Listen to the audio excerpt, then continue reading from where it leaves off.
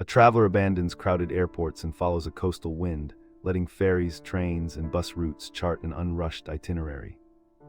The journey threads through salt flats, cliffside trails, and small harbor towns where locals measure time by tides rather than clocks.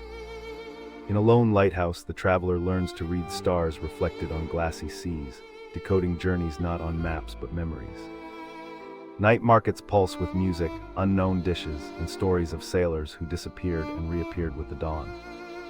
Returning home changed, the traveler carries a softer map adapted to curiosity, knowing real directions live where uncertainty glows.